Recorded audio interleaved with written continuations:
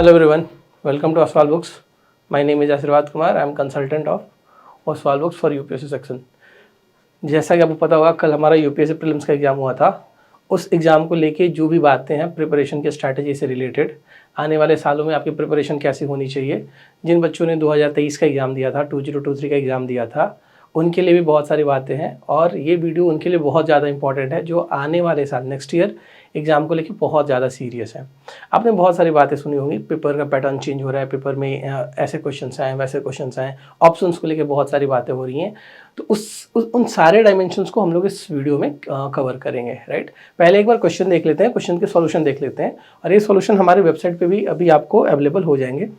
तो ठीक है, पहले एक बार क्वेश्चन देख लेते हैं, फिर समझते हैं, फिर थोड़ा सा सोर्स समझने की कोशिश करेंगे कि इस क्वेश्चन को क्यों पूछा गया. फिर उसके बाद हम लोग ये देखेंगे कि अगले साल जो बच्चे तैयारी कर रहे हैं उनको अपने प्रिपरेशन में क्या चेंजेस लानी पड़ेंगे. एक दो बात, पहली बात बहुत ध्यान से सुन लो. सबसे पहले paper was tough not because the questions were tough, rather options were बहुत ज़्यादा टफ. जैसे यहाँ पे जो एलिमिनेशन था वो तो खत्म हो गया, मैं तो कल से कह रहा हूँ कि एलिमिनेशन हैज़ बीन एलिमिनेटेड. तो ठीक है, देखेंगे किस हद तक ये बातें सही है और आगे क्या किया जा सकता है. तो चलो सबसे पहले पेपर को डिस्कस करते हैं हम लोग. पेपर हिंदी में भी था, इंग्लिश में भी था. हमारा जो इंग्लिश है उसको देखते हैं ध्यान से. बहुत ज़्यादा लोड नहीं लेना है, ऊपर पेपर को देखेंगे, बट हमारा एम ही होगा कि हम चीज़ों को आने वाले एग्जाम के लिए और बेहतर ढंग से ऑर्गेनाइज कर पाए, अपने प्रिपरेशन को रीओरिएंट कर पाए. क्वेश्चन नंबर फर्स्ट, आपसे 3 स्टेटमेंट दिया गया है आपसे और पूछा जा रहा है कि इसमें से कितने आंसर्स, कितने ऑप्शन सही हैं. 3 स्टेटमेंट है मेरे पास. सबसे पहला झेलम रिवर के बारे में है, दूसरा है कृष्णा रिवर के बारे में, और तीसरा गंडक रिवर के बारे में. देखो ध्यान से मेरी बात सुनना. 2 रिवर यूपीएससी की फेवरेट है, वो पूछती रहती हैं. जैसे कई बार उसने झेलम रिवर के बारे में क्वेश्चन पूछा है, उसने कई बार कृष्णा रिवर के बारे में क्वेश्चन पूछा है. गंडक कई बार यूपीएससी पूछती है, ऐसा नहीं है कि नहीं पूछती, बट पूछती है. ये दोनों तो यूपीएससी की फेवरेट रिवर है. राइट, तो 1 का जो आंसर है, 1 का आंसर है हमारे हिसाब से बी. 1 का आंसर है हमारे हिसाब से बी. 2 स्टेटमेंट सही है, इसमें से एक स्टेटमेंट गलत है हमारी. ठीक है, उलर लेक वगैरह के बारे में आपको ध्यान से देखना चाहिए था. मेरी बात ध्यान से सुनो. वो सारे लोग जो अगले साल की प्रिपरेशन कर रहे हैं उनके लिए मैं एक चीज़ें बता रहा हूँ. वो सबसे पहले तो नोट्स बनाना शुरू कर दें. नोट्स वो भी किसके नोट्स बनाएंगे? प्रीवियस ईयर क्वेश्चन के. और ये जो प्रीवियस ईयर क्वेश्चन के नोट्स हैं उनको इस क्वेश्चन से क्या क्या डिराइव करना होगा. सबसे पहले उनको झेलम रिवर के बारे में पता होगा, दूसरा उनको उलार लेक के बारे में पता करना चाहिए, थर्ड उनको पता करना चाहिए कृष्णा रिवर के बारे में, और फोर्थ गंडक रिवर के बारे में उनको सारी बातें पता होनी चाहिए. सारी बातें इन द सेंस कि ओरिजिन कहाँ होता है, ट्रिब्यूटरी कहीं है, किन किन सिटीज से होके जाती है, क्या किसी इंपॉर्टेंट लेक्स वगैरह पे ये रिवर्स आती हैं क्या. इतनी बातें बेटा आपको पता होनी चाहिए, तो आपकी प्रिपरेशन अगले साल बहुत सॉलिड हो जाएगी. राइट, अब देखो यहाँ पे आप एलिमिनेट नहीं कर सकते. ऐसा नहीं है कि आपको पता है कि पहली स्टेटमेंट गलत है तो आप ऑप्शन काटना शुरू कर दो, ऐसा हो ही नहीं पाएगा आपसे. राइट, तो आपको नॉलेज पे अब ज़्यादा फोकस करना पड़ेगा. ऑल्दो यूपीएससी के प्रीलिम्स को क्वालिफाई करना अपने आप में एक स्किल है, बट फिर भी knowledge is going to play a बहुत इंपॉर्टेंट रोल. राइट, तो ये हमारा क्वेश्चन नंबर 1 था. क्वेश्चन नंबर 2 देखो. क्वेश्चन नंबर 2 पोर्ट वोट को लेके यूपीएससी की वो फेवरेट टॉपिक्स होती हैं पोर्ट वगैरह से रिलेटेड, उनको ध्यान से देखते हैं. क्वेश्चन नंबर 2 में आपसे पूछा जा रहा है कामराजर पोर्ट के बारे में है, फिर मुद्रा पोर्ट के बारे में है, फिर आपसे पूछा जा रहा है विशाखापट्टनम पोर्ट के बारे में. विशाखापट्टनम को बता रहे हैं कि लार्जेस्ट कंटेनर पोर्ट है, ऐसा थोड़े ना होता है, ऐसा है क्या. ठीक है, उसके बाद फिर आपको मुंद्रा पोर्ट, ये बहुत ज़्यादा न्यूज़ था अडानी वगैरह के न्यूज़ से रिलेटेड. फिर है ये कामराजर पोर्ट जो कह रहा है पहला मेजर पोर्ट है जिसको रजिस्टर किया गया है एज अ कंपनी. राइट, अब देखो इस क्वेश्चन का जो आंसर है, इस क्वेश्चन का मतलब जो आंसर है हमारी तरफ से वो है बी कि 2 पेयर सही है. बट आपका प्रिपरेशन का ओरिएंटेशन कैसा होना चाहिए वो आप ध्यान से समझो. सबसे पहले इस क्वेश्चन से रिलेटेड आपको क्या क्या कवर करनी है. आपको कवर करनी है सबसे पहले जो मेजर पोर्ट्स हैं, आई रिपीट, जो मेजर पोर्ट्स हैं यूपीएससी, जो मेजर पोर्ट्स हैं उनको आप कवर करो. दूसरा जो पोर्ट्स इन न्यूज़ हैं, पोर्ट्स इन न्यूज़ हैं, वो आपके एग्जाम के लिए भी बहुत ज़्यादा इंपॉर्टेंट हो जाती है. तो इस क्वेश्चन से हमें क्या सीखने को मिला कि हमें मेजर पोर्ट्स पता चाहिए और हमें क्या पता चाहिए, हमें पता चाहिए जो पोर्ट्स इन न्यूज़ हैं. करंट अफेयर्स में जो कुछ पोर्ट्स होते हैं ना, कई बार सुनते होगे कि मैंगलोर, ठीक है, या फिर गुजरात वगैरह में जो पोर्ट्स वगैरह है, मुंबई वगैरह में जो पोर्ट्स वगैरह है, वो करंट अफेयर्स में बहुत ज़्यादा न्यूज़ में रहती हैं। रिसेंटली मिनिस्ट्री ऑफ शिपिंग वगैरह ने इसको लेके बहुत सारे प्रोग्राम वगैरह भी शिपिंग के सेक्टर में या फिर पोर्ट डेवलपमेंट के सेक्टर में बहुत सारी चेंजेज आई हैं। उन सारी चेंजेस से रिलेटेड ये पोर्ट्स न्यूज़ वगैरह में थी। थर्ड जो हमारा क्वेश्चन है ये देखते हैं। अब देखो प्रॉब्लम बस वही है, प्रॉब्लम ये नहीं है कि क्वेश्चन हार्ड है या फिर कुछ भी, प्रॉब्लम ये है कि ऑप्शन हार्ड है। अगर आपको इसमें से एक भी नहीं आता है तो इट मीन्स कि आपका क्वेश्चन अटक जाएगा। अगर आपको इसमें से एक भी नहीं आता तो आपका क्वेश्चन अटकेगा। क्यों? क्योंकि यहाँ पे आप एलिमिनेट किसको करोगे? आपको तीनों के तीनों स्टेटमेंट के बारे में पता होना चाहिए। आपको ये पता होना चाहिए कि पहला सही है या नहीं है, दूसरा सही है या नहीं है, तीसरा सही है या नहीं है। तो इसमें क्या पूछ रहा है? ये इसमें पूछ रहा है कि जो डिसीडियस फॉरेस्ट है, डिसीडियस ट्रीज है, उसमें से कौन कौन सी आती हैं। तो महुआ सबको पता है, टिक सबको पता है, जैक फ्रूट को लेके आप बताना है या नहीं है। हमारे हिसाब से इसका आंसर होना चाहिए बी ओनली, 2 ओनली। ठीक है, तो चलो जी ये बात है। अब देखो इससे क्या क्या इस वाले क्वेश्चन से तुम क्या क्या सीखोगे। इस वाले क्वेश्चन से तुम्हें सबसे पहले पता होना चाहिए कि डिसीडियस फॉरेस्ट वगैरह क्या होते हैं, इनके फीचर्स पता होने चाहिए, और इनके फीचर्स पता होने के बाद आपको पता होने चाहिए इंपॉर्टेंट ट्रीज, कौन कौन से ट्रीज डिसीडियस फॉरेस्ट में आते हैं, डिसीडियस ट्रीज होते हैं।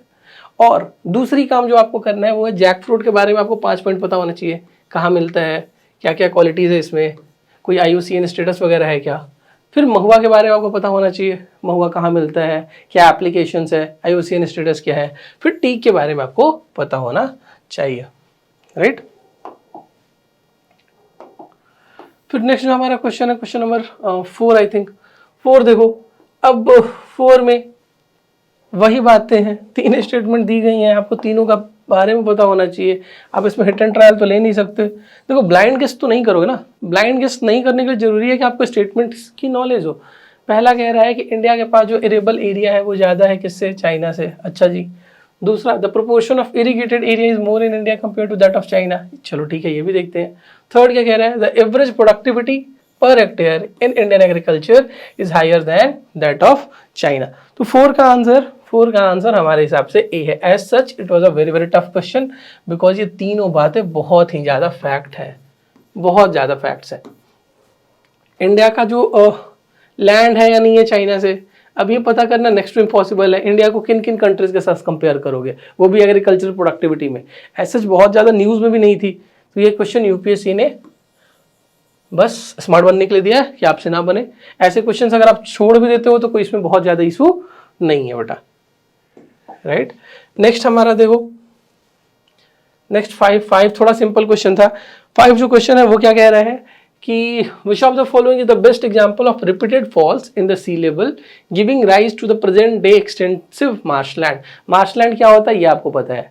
सिंपल क्वेश्चन, आपको रन ऑफ कच्छ पता होना चाहिए। रन ऑफ कच्छ है जहाँ पे जो सी लेवल है वो डिक्रीज कर रहा है, जिसके चलते क्या आ रहा है, मार्शलैंड का फॉर्मेशन हुआ है उस रीजन में। रन ऑफ कच्छ इंपॉर्टेंट है। और ये सिंपल क्वेश्चन था, इन my opinion it was a question जो सिंपल था, आप सबको सही करना चाहिए था।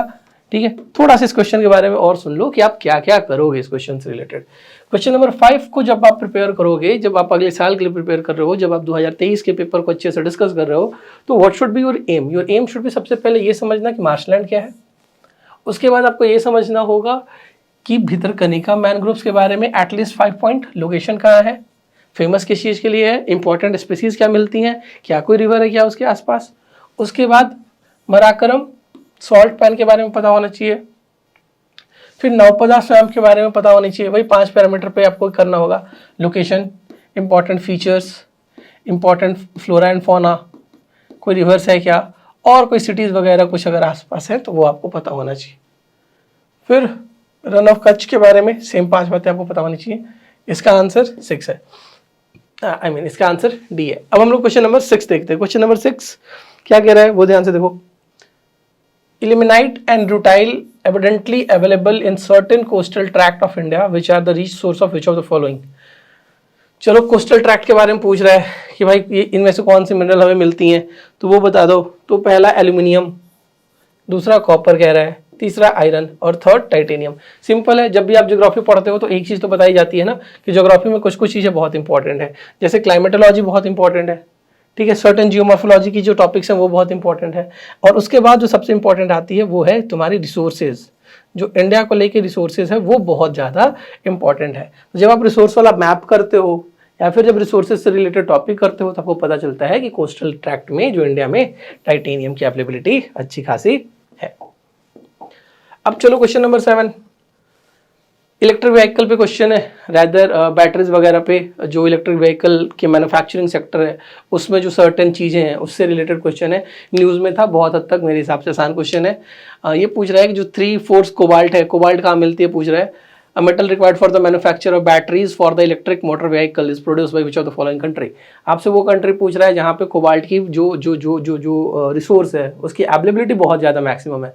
और कोबाल्ट को आप सबको पता होगा हम लोग कहाँ यूज़ करते हैं, we use it in electric vehicle के मैन्युफैक्चरिंग वगैरह में, बैटरीज वगैरह के लिए यूज़ करते हैं। तो इसका हिसाब, मेरे हिसाब से इसका आंसर 7 का सी होना चाहिए। सिंपल क्वेश्चन था, बहुत ज़्यादा दिमाग इसमें नहीं लगाना था। तो एज सच मेरी बात ध्यान से देखो, question number 6 and question number 7 आसान क्वेश्चन थे, होने चाहिए थे। क्वेश्चन नंबर 5 आसान क्वेश्चन था, आपसे होना चाहिए था, राइट। क्वेश्चन नंबर 4 आपसे नहीं होना चाहिए था, लिटरली। अगर आपसे नहीं हुआ तो बहुत अच्छी बात है, ठीक है। क्वेश्चन नंबर 1 आपसे होना चाहिए था, उलार लेक के बारे में सबको पता है, झीलम के बारे में पता होना चाहिए। क्वेश्चन नंबर 2 मेरे हिसाब से हो जाना चाहिए था आपसे, क्योंकि पोर्ट्स वगैरह को लेकर न्यूज़ में था। प्रॉब्लम आपको यहाँ पे आ सकती है, नो डाउट, एग्जाम हॉल में अभी कहना, अभी ये सारी बातें कहना कि ये क्वेश्चन आपसे हो सकता था, ये क्वेश्चन आपसे होना चाहिए था, वगैरह वगैरह वगैरह, ये सारी बातें आसान है। बट जब आप पहला इंप्रेशन पेपर को देखते हो that is very very different, right. तो उसको लेके आप थोड़ा कूल रहना। वी आर लिटरली फोकसिंग कि आपका आने वाले साल का प्रिपरेशन कैसा होना चाहिए, ताकि आपको एग्जामिनेशन हॉल में बैठ के झटके कम लगे, राइट। वो झटके कम लगने के लिए ये सारी तैयारी हो रही है। तो क्वेश्चन नंबर 2 देख लेना। Question number 3 was a easy question, चूंकि ट्रॉपिकल डिसीडियस फॉरेस्ट वो कई बार पूछता है, इंपॉर्टेंट है, एनसीईआरटीज वगैरह में भी दी हुई है। और जैक फ्रूट सबको पता है कि क्या होता है, राइट। चलो अब क्वेश्चन नंबर अपन चलते हैं कहाँ पे, क्वेश्चन नंबर 9 के बारे में, क्वेश्चन नंबर 8 के बारे में। 8 वाला क्वेश्चन क्या है, 8 में कह रहा है कॉन्गो बेसिन का कौन सा पार्ट नहीं है। जिसकी ज्योग्राफी ऑप्शनल है उसके लिए आसान क्वेश्चन, जिसकी ज्योग्राफी ठीक है उसके लिए ठीक ठाक क्वेश्चन, और जिसको थोड़ी खराब है ज्योग्राफी उसके लिए डिफिकल्ट क्वेश्चन। ऑब्वियस बात है, ऑब्वियस इसलिए बात है क्योंकि लोग इंडिया के मैप को बहुत ध्यान से पढ़ते हैं। अब अफ्रीका के मैप में कॉन्गो बेसिन ऑल दो पढ़ाया जाता है, जब आप फिजिकल ज्योग्राफी पढ़ोगे तो मैपिंग वगैरह जब कराई जाती है कॉन्टिनेंट की, तो वहाँ पे हमारी कोशिश होती है कि हम आपको पढ़ा दें कॉन्गो बेसिन वगैरह के बारे में। अब कॉन्गो बेसिन के कंट्रीज याद करा पाना, लास्ट मिनट में देख के जाना, ये थोड़ा डिफिकल्ट हो जाता है। जैसे कई बार मैं बच्चों से कहता हूँ कि वो यूक्रेन वाली जो रीजन है वो देख के जाना, देखो उससे डायरेक्टली क्वेश्चन आया है। मेडिटेरियन सी के अराउंड जो भी कंट्रीज है उसको ध्यान से देख के जाना। कॉन्गो बेसिन एज सच पिछले 1-1.5 साल से न्यूज़ में था, और अफ्रीका वैसे भी किसी ना किसी रीजन की वजह से न्यूज़ में रहती ही है हर साल। तो ठीक है, अगर आपसे क्वेश्चन बनता है तो बहुत अच्छी बात है, नहीं बनता है तो कोई दिक्कत नहीं है। कैमरून इसका आंसर होगा, कैमरून उसका पार्ट है किसका, कॉन्गो बेसिन का। 8 का आंसर हमारे हिसाब से ई होगा, राइट।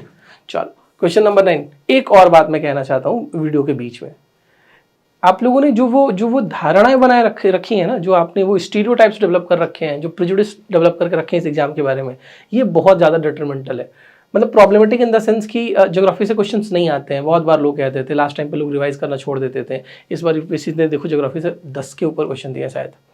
अगर ज्योग्राफी और एनवायरनमेंट मिला लोगे अच्छे खासे क्वांटिटी में क्वेश्चन है, राइट। तो मैं देखो पहले दिन से मैं हमेशा एडवाइस करता हूँ कि तुम्हारी प्रिपरेशन किसी भी स्टीरियोटाइप के बेसिस पे, प्रेजुडिस के बेसिस पे नहीं होनी चाहिए।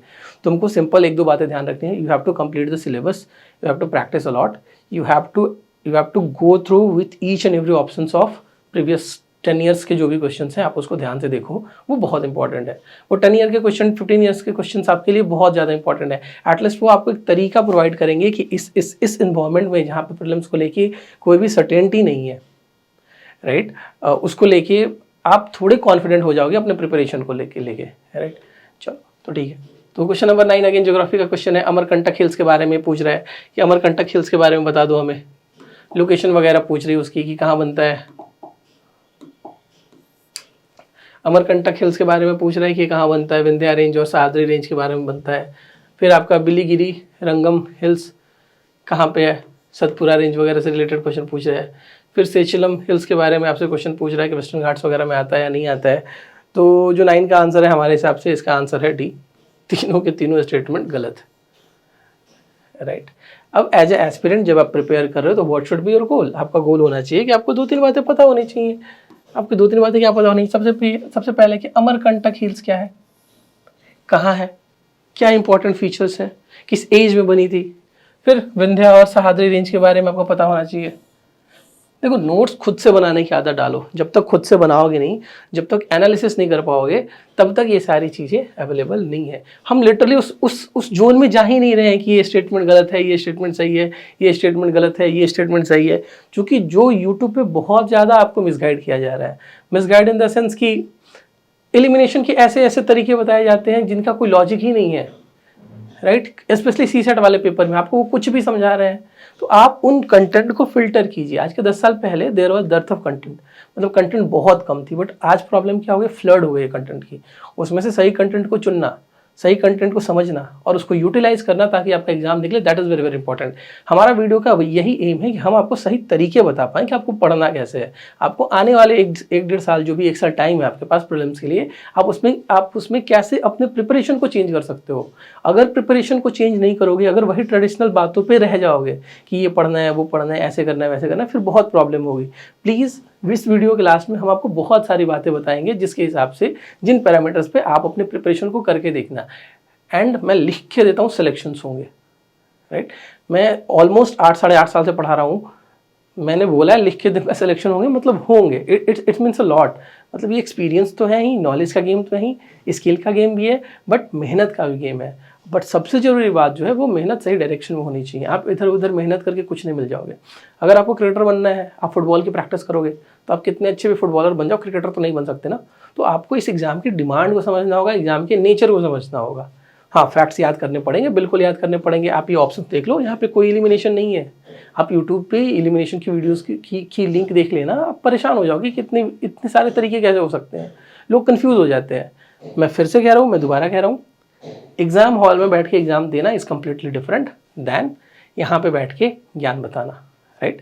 चलो, तो आपके नोट्स में अमरकंटक हिल्स के बारे में बातें होनी चाहिए, विंध्या रेंज के बारे में बातें होनी चाहिए, सहाद्री रेंज के बारे में बातें होनी चाहिए। सिमिलरली आप इस हिल्स के बारे में इंपॉर्टेंट पॉइंट लिख लेना। सेचिलम हिल्स वगैरह के बारे में भी आप इंपॉर्टेंट पॉइंट लिख लेना। वेस्टर्न घाट हमेशा से यूपीएससी का फेवरेट रहा है। आप पिछले 10 साल के पेपर उठा के देख लो, 3 से 4 बार इसने पूछा है। नेक्स्ट जो हमारा क्वेश्चन है वो इंफ्रास्ट्रक्चर से रिलेटेड क्वेश्चन है। ईस्ट वेस्ट कॉरिडोर के अंदर पूछ रहा है कि ईस्ट वेस्ट कॉरिडोर के बारे में बता दो। जो गोल्डन क्वाड्रिलेटरल प्रोजेक्ट के अंदर आता है वो डिब्रूगढ़ और सूरत को कनेक्ट करता है। नेक्स्ट हमारा ट्राईलैटरल हाईवे के बारे में है, जो मोरे मणिपुर में है और चियांग माई जो थाईलैंड में है, म्यांमार के थ्रू उसको कनेक्ट कर रहा है। अच्छा, फिर BCIM करके है, Bangladesh, China, India and Myanmar economic corridor जो है वो कनेक्ट कर रहा है बनारसी इन उत्तर प्रदेश और कन्मिंग इन चाइना। इसका भी आंसर मेरे हिसाब से 3 है, मतलब डी है। तीनों के तीनों आंसर जो है इसके गलत है, राइट। तो 10 का आंसर क्या होना चाहिए, डी होना चाहिए। Tough question, literally tough question. आपको ये शायद पता है कि वो बनारस से तो पास नहीं होती BCIM के बारे में, और मुझे इसलिए पता है क्योंकि वहाँ पे मेरा घर है। तो थोड़ा सा पर्सनल क्वेश्चन हो गया, बट बाकी फिर भी ये दोनों स्टेटमेंट को लोगे कहाँ से कनेक्ट होती है, कहाँ से कनेक्ट नहीं होती, ये याद करना बहुत ही ज़्यादा डिफिकल्ट था। एज सच करंट अफेयर्स में थे, बट इतनी डिटेल में कोई नहीं जाता कि ये यहाँ से लेके यहाँ तक है, राइट। थोड़ा सा मुझे इस क्वेश्चन में SSC वाली वो फीलिंग आ रही है कि अब आपको सब कुछ याद करना पड़ेगा। वो कॉन्सेप्ट की जो बातें कही जाती हैं कि कॉन्सेप्ट बेस्ड क्वेश्चन, वो यहाँ पे थोड़ा सा इरोड होता हुआ दिख रहा है। जब पैटर्न में चेंजेस हुई हैं, जब क्वेश्चन के नेचर में चेंज हुई है, जब डिफिकल्टी लेवल बढ़ गई है, जब ऑप्शनल में एलिमिनेशन खत्म हो गई है, तो ऑब्वियस सी बात है आपका कट ऑफ जो है वो नीचे गिरेगा। उसके 2-3 वजह हैं। सबसे पहला वजह तो ये भी है कि पेपर में ऑप्शंस को देखो, ऑप्शन में एलिमिनेशन बिल्कुल नहीं था, ऑप्शन हैज बीन एलिमिनेटेड वाली बात है। दूसरी जो बात है वो ये, सीसेट अपने आप में बहुत टफ था। It was literally tough, CSAT tough था। तो सीसेट की वजह से भी आपका जो है ऑप्शनल जो परसेंटेज है, जो कट ऑफ है, वो डिक्रीज होगा। उसके बाद क्वेश्चन नंबर 11 देखो। क्वेश्चन नंबर 11 में क्या कह रहा है आपसे, क्वेश्चन नंबर 11 में कह रहा है कि India despite having uranium deposit depends on coal for the most of its electric production.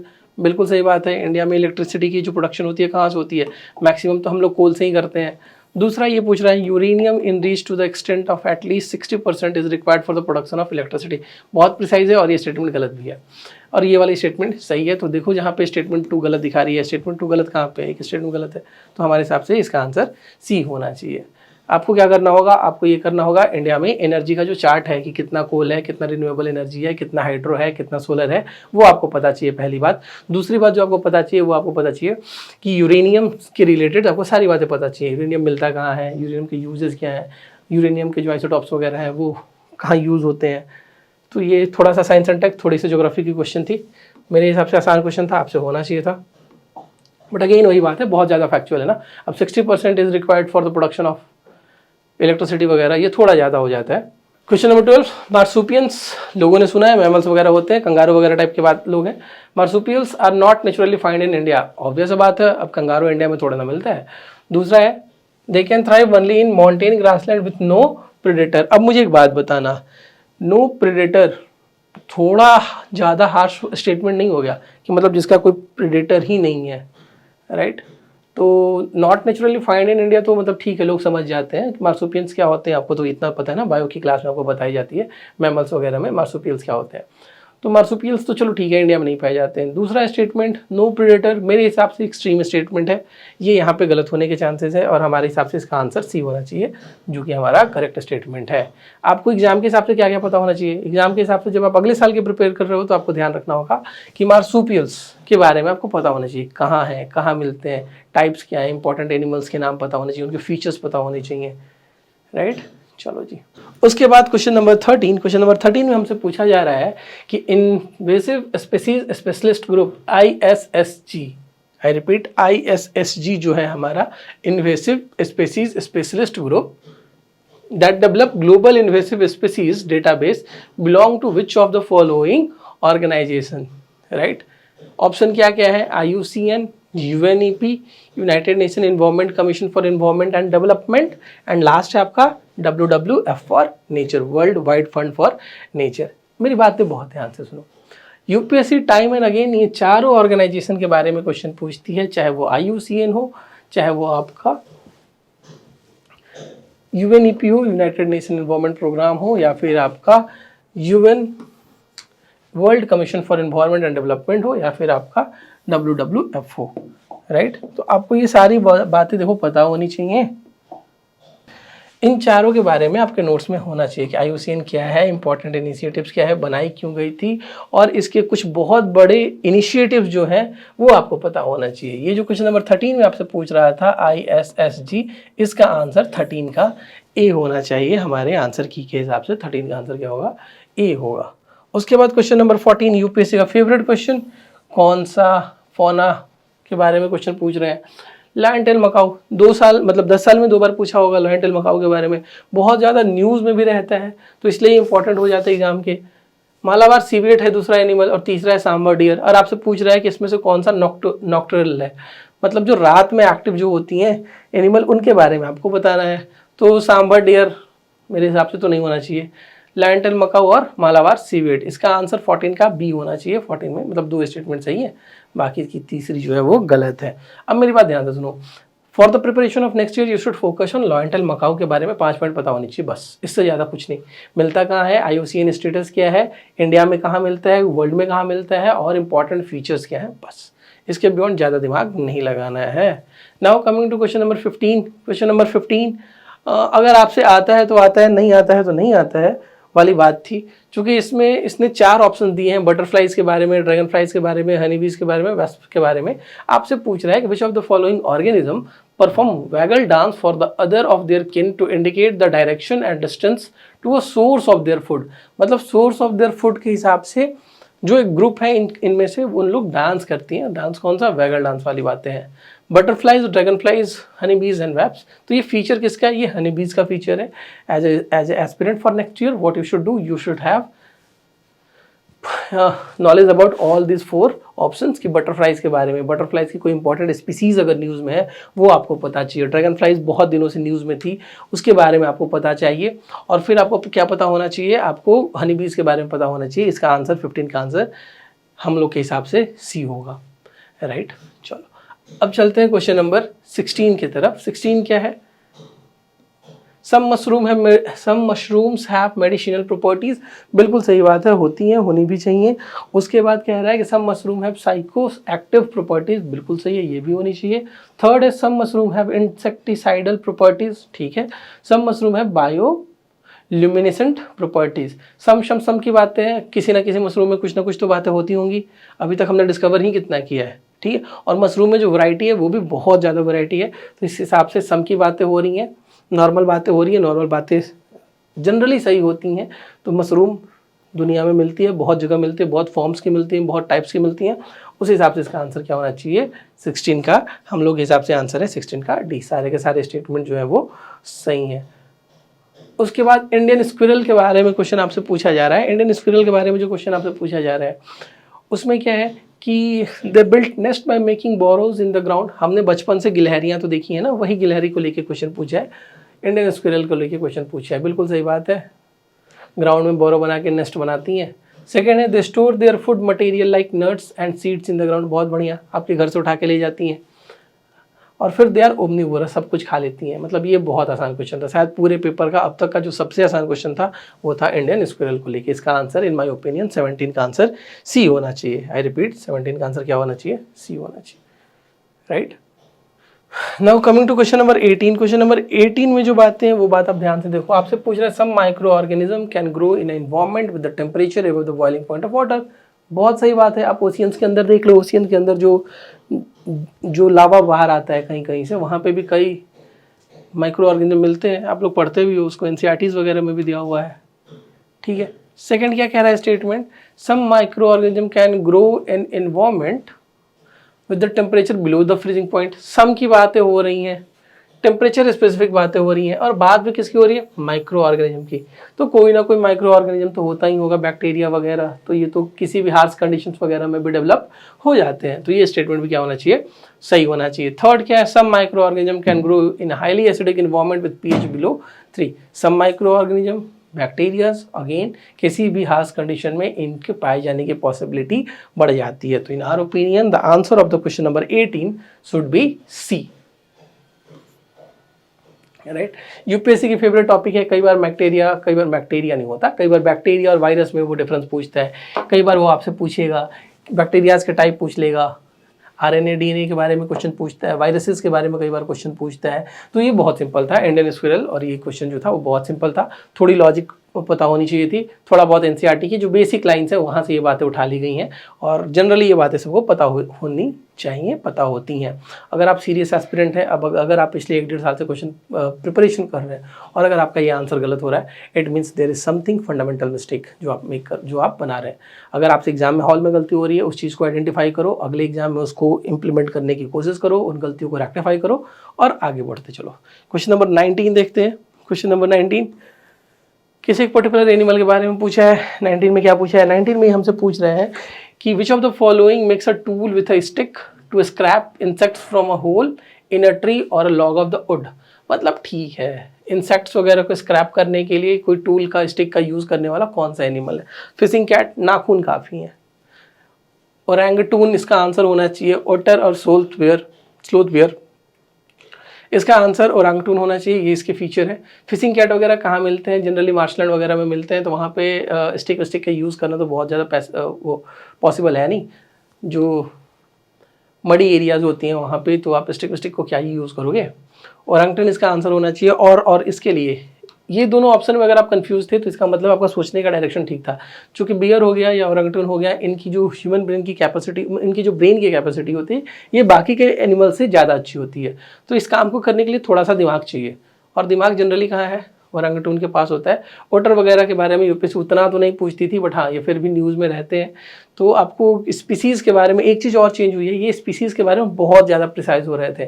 मुझे याद है 2019 या 2020 में इन्होंने क्वेश्चन पूछा था एलिफेंट्स के बारे में बहुत ही डिटेल में। उसके बाद से ये ट्रेंड बन गया है कि जिस एनिमल के बारे में पूछते हैं उसमें बहुत डिटेल में चीज़ों को पूछते हैं, उसकी प्रॉपर्टीज़ को बहुत इंपॉर्टेंट तरीके से पूछते हैं। और जिस तरह से ऑप्शंस को फॉर्मुलेट कर रहे हैं उसके बाद से हमारा थॉट प्रोसेस एग्जामिनेशन हॉल के अंदर और ज़्यादा डिफिकल्ट हो जाता है। फिर हमारा क्वेश्चन नंबर 20 है। क्वेश्चन नंबर 20 में हमसे क्या पूछ रहे हैं कि हाइड्रोफ्लोरोकार्बन्स में के लिए इनमें से किसको यूज़ करते हैं। एरिसोल्स यूज़ करते हैं, बिल्कुल सही बात है, करते हैं। फोम एजेंट यूज़ करते हैं, हाँ जी बिल्कुल सही बात है, करते हैं। फायर रिटार्डेंट यूज़ करते हैं, हाँ जी बिल्कुल सही बात है, करते हैं। फिर ल्यूब्रिकेंट करते हैं, बिल्कुल सही बात है, ये भी करते हैं। तो इसका आंसर हमारे हिसाब से क्या होना चाहिए, ऑल द 4 होना चाहिए। Now coming to question number 21 typical economy की क्वेश्चन है। थोड़ी भी डिफिकल्ट है, मैं ये नहीं कहूँगा डिफिकल्ट नहीं है, बट फिर भी ध्यान से देखते हैं। और खास करके डिफिकल्ट बनने के पीछे रीजन क्या है कि इसके असर्शंस रीजन्स में इसको क्वेश्चन डाल दिया गया है। जैसे देखो, interest income from the deposit in infrastructure investment trust in which distributed to their investor is exempted from the tax, but the dividend is taxable. मतलब डिविडेंड जो है उसमें टैक्स लगता है, और जो हमारा इनकम है, इंटरेस्ट का इनकम है, वो टैक्स नहीं लगता है। ये स्टेटमेंट सरासर गलत है। स्टेटमेंट नंबर 2, पहला स्टेटमेंट अगर आपको पता चल गया कि गलत है, टैक्स वाला बात अगर आपको पता चल गया, तो आई थिंक आपका क्वेश्चन ही बन जाना चाहिए मेरे हिसाब से। देखो इनकरेक्ट तो केवल 1 ही पूछ रहे हैं ना, मतलब एक ही ऑप्शन में है ना, तो इसका आंसर क्या होना चाहिए? 21 का आंसर होना चाहिए डी हमारे हिसाब से। आई रिपीट, 21 का आंसर क्या होना चाहिए? डी होना चाहिए हमारे हिसाब से। ठीक है, सिंपल क्वेश्चन था, अगर आपको बस इतना पता था।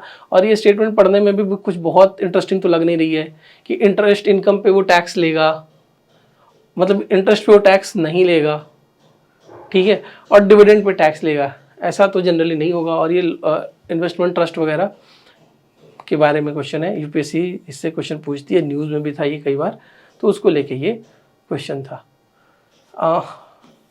ये पैटर्न पे क्वेश्चन था। कई बार बहुत सारे जो इन्वेस्टमेंट स्कीम्स वगैरह होते हैं, जो इन्वेस्टमेंट के इंस्ट्रूमेंट वगैरह होते हैं, उससे डायरेक्टली क्वेश्चन यूपीएससी कई बार पूछती है, पूछती रहेगी, तो उतना लोड नहीं लेना है। आपने इस क्वेश्चन को आई थिंक सही ही किया होगा। Now coming to question number 22, जिसमें ये क्या पूछ रहा है? क्वेश्चन नंबर 22 में ये आपसे पूछ रहा है कि in the post pandemic recent past many central banks globally had carried out interest rate hike. बिल्कुल सही बात है, आप न्यूज़ उठा के देख लो, चाहे वो यूएस हो चाहे वो इंडिया हो, कई बार इंटरेस्ट हाइक्स वगैरह की बातें हो रही हैं, तो ये स्टेटमेंट तो सही है। दूसरा statement, central bank generally assume that they have the ability to counteract the rising consumer price via monetary policy. ये स्टेटमेंट भी सही है, और ये स्टेटमेंट इसको सपोर्ट भी करती है। ठीक है, जैसे प्राइसेस जब बढ़ती हैं तो सेंट्रल बैंक क्या करती हैं? मनी को, लिक्विडिटी को कम करने की कोशिश करती हैं, और लिक्विडिटी को कम करने का सबसे इम्पॉर्टेंट जो इंस्ट्रूमेंट है वो ये है कि हम इंटरेस्ट रेट को ही क्या कर दें? बढ़ा दें। इंटरेस्ट रेट को बढ़ाने से जो आपका लिक्विडिटी है, जो आपका डिमांड है, वो कम होने लगता है। ठीक है, तो ये एक तरीका होता है। मॉनेटरी पॉलिसी इंस्ट्रूमेंट से क्वेश्चन था, डायरेक्ट क्वेश्चन था, सिंपल क्वेश्चन था। Now coming to question number 23 is about carbon market. Carbon market के बारे में आपसे क्या पूछ रहा है? Carbon market are likely to be one of the most widespread tools in the fight against climate change. बहुत सही बात है भाई, एकदम सही बात है। ये स्टेटमेंट में कुछ है ही नहीं, कुछ सोचना भी नहीं है। अब कार्बन चेंज आपको मैनेज करना है, क्लाइमेट चेंज अगर आपको मैनेज करना है, तो कार्बन मार्केट को आपको इंपॉर्टेंट रखना पड़ेगा। Carbon market transfer resource from the private sector to the state. ये गलत स्टेटमेंट है, एब्सर्ड स्टेटमेंट है, मतलब इस स्टेटमेंट में कोई सेंस ही नहीं बनता। Carbon market transfer resources from the private sector to the state, ऐसा कुछ है क्या? ऐसा तो कुछ है नहीं, ना किसी टीचर ने पढ़ाया, ना कुछ, ना कहीं पे ऐसा पढ़ने को मिलता है। तो 23 का ये स्टेटमेंट का आंसर क्या होना चाहिए? 23 का आंसर होना चाहिए सी। जो सेकेंड स्टेटमेंट है that is incorrect. Now coming to the question number 24, RBI, one of the most favourite topic of UPSC prelims. RBI की इनिशिएटिव्स, आरबीआई के फंक्शंस, मॉनेटरी पॉलिसी के फंक्शंस, ये एग्जाम पॉइंट ऑफ व्यू से बहुत important है। हर साल UPSC question पूछती है, और अगले साल भी पूछती रहेगी। Which of the following activities of the RBI is considered to be part of sterilization? यार बहुत सिंपल है, लिटरली बहुत सिंपल है। ये क्वेश्चन आपको आना चाहिए था, बहुत बार यूपीएससी ने बताई है, हमारे बहुत सारे बुक्स के प्रैक्टिस क्वेश्चंस वगैरह में भी, या टेस्ट सीरीज वगैरह में भी आपने ये देखा होगा। दिस इज द, इसका आंसर क्या होना चाहिए? 24 का आंसर ए होना चाहिए। ओपन मार्केट ऑपरेशन को क्या बोलते हैं? स्टेरिलाइजेशन बोलते हैं। Now coming to capital market का इंस्ट्रूमेंट पूछ रहा है। यार बहुत सिंपल क्वेश्चन है, 25 नंबर। इसमें क्या क्या पूछ रहा है? गवर्नमेंट मार्केट बॉन्ड, अच्छा, call money market, treasury bill, stock market. अब treasury bill market capital market है क्या? Call money market, government bond market, stock market. तो ये क्वेश्चन बहुत सही था। इसमें से केवल 2 जो है वो आपके इंस्ट्रूमेंट है, किसके? कैपिटल मार्केट के। ठीक है, अब मेरी बात बहुत ध्यान से सुनो। ये क्वेश्चन आसान था, What is difficult? What is the homework for you people is to go and understand about all these 4 instrument. Government market bond के बारे में आप जाके अच्छे से समझो, वो कैपिटल मार्केट में आता है या नहीं आता है। कॉल मनी मार्केट के बारे में जाके समझो, वो कैपिटल मार्केट में आता है या नहीं आता है। उसके बाद स्टॉक मार्केट के बारे में आप जाके समझो, वो कैपिटल मार्केट में आता है या नहीं आता है। ट्रेजरी बिल यूपीएससी की बहुत फेवरेट टॉपिक है। कई बार आपसे पूछा है मॉनेटरी पॉलिसी में कि ट्रेजरी बिल क्या है, कब यूज़ होती है, किसके लिए है, तरीके क्या हैं, कितने दिन का होता है, ये सारी बातें आपको पता होनी चाहिए। 25 का answer in my opinion is B. Now coming to question number 26, small farmer large field के बारे में पूछ रहा है कि जो कॉन्सेप्ट है स्मॉल फार्मर लार्ज फील्ड का, उसके बारे में आप बता दो।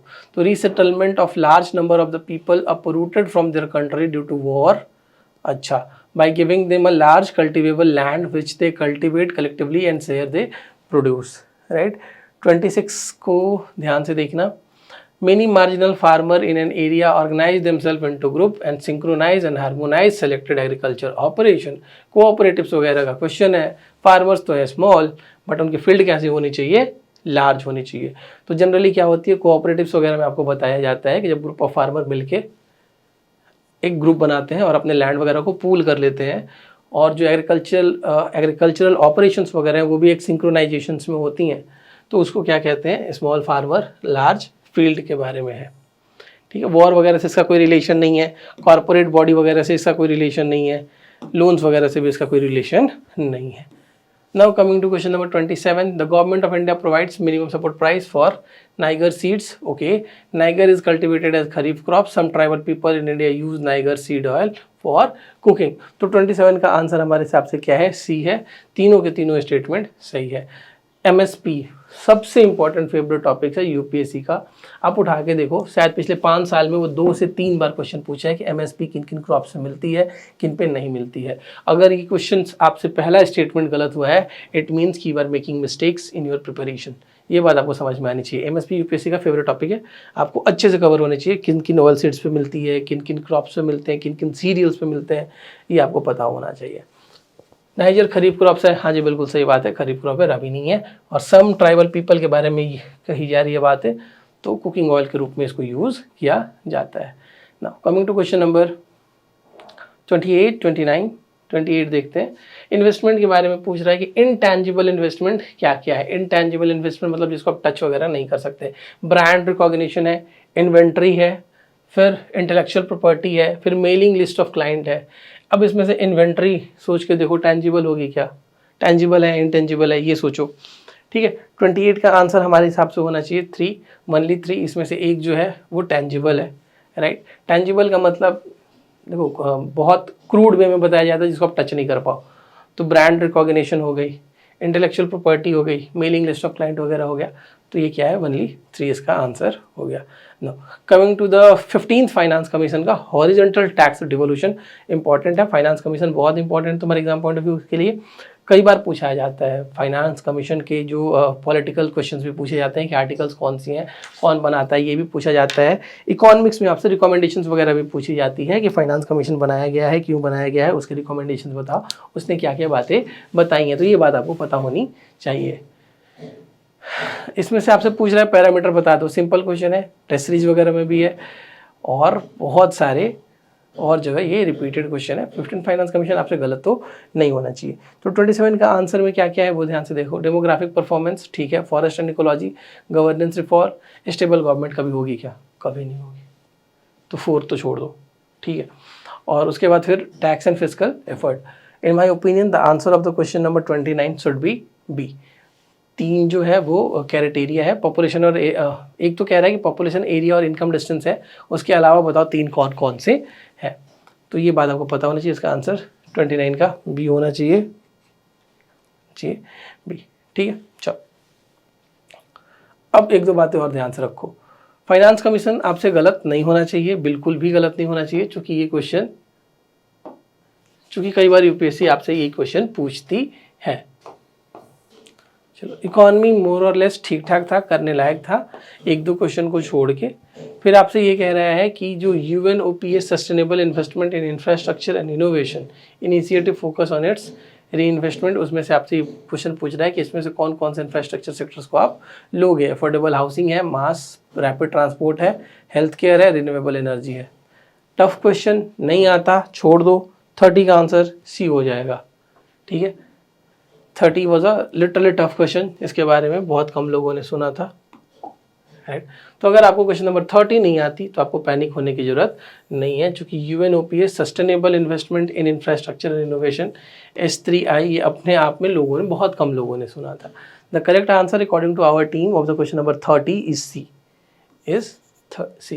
What is important for your preparation वाली एग्जाम, वो ये है कि आपको ये पता होना चाहिए यूनाइटेड नेशंस के जो भी इनिशिएटिव्स हैं वो बहुत इंपॉर्टेंट हो जाते हैं, राइट। तो अब जब अगली बार आप प्रिपेयर करोगे तो आपको ये सारी चीज़ें समझ में आनी चाहिए। Now coming to question number 31 due process of law, core polity का बहुत आसान क्वेश्चन है। जब भी हम लोग पॉलिटी पढ़ाते हैं तो ये बातें पे डिस्कस होती ही है ना, due process of law, due process of law, procedure establish by law.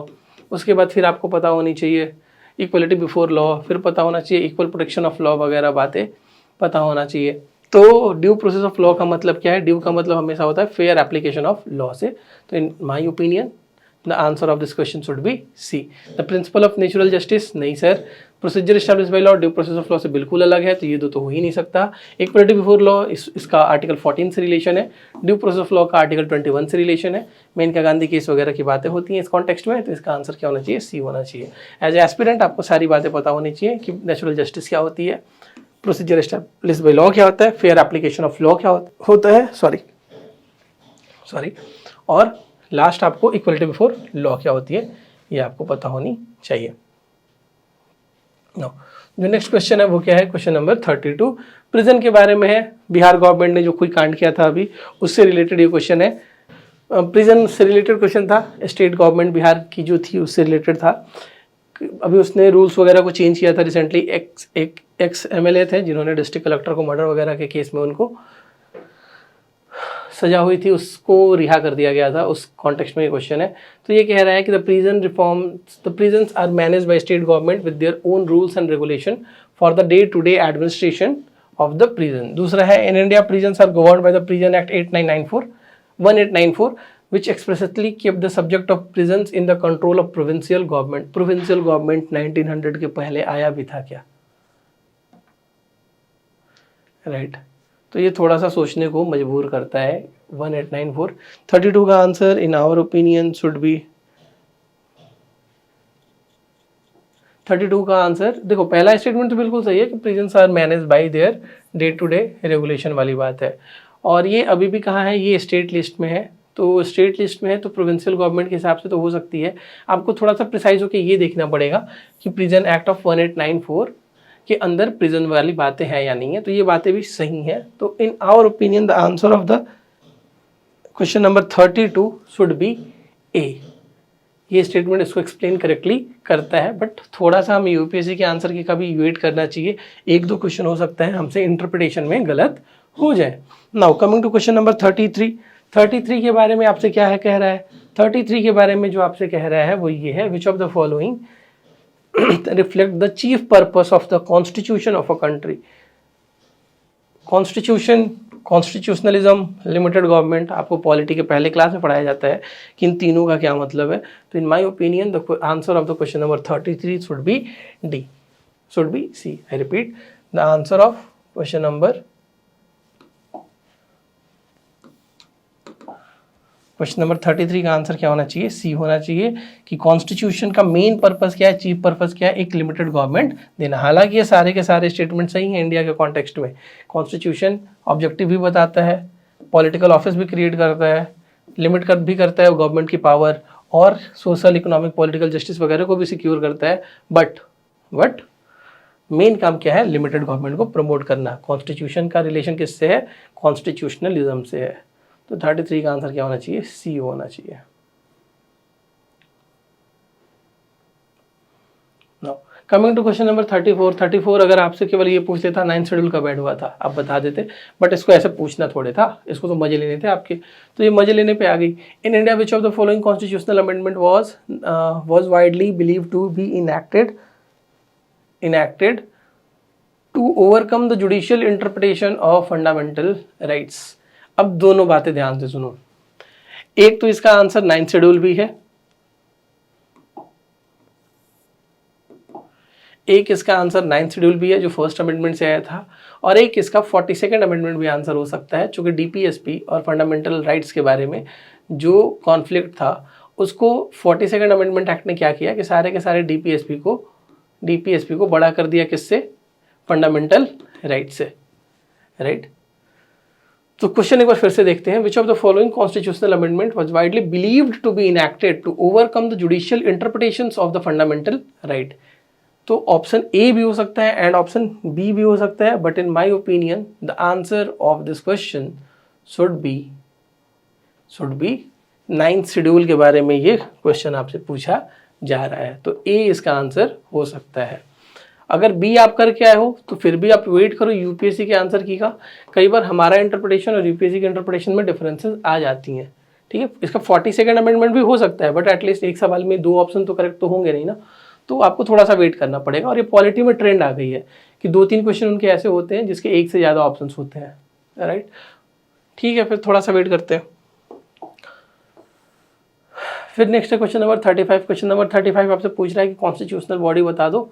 Human right commission constitutional नहीं है, लॉ कमीशन कॉन्स्टिट्यूशनल नहीं है, कंज्यूमर डिस्प्यूट जो कमीशन है वो भी कॉन्स्टिट्यूशनल नहीं है, एनसीबीसी जो है वो रिसेंटली अभी इसको क्या बनाया गया था, कॉन्स्टिट्यूशनल बनाया गया था, तो ये हमारा है। तो 35 का आंसर क्या होना चाहिए, 1 होगा। चलो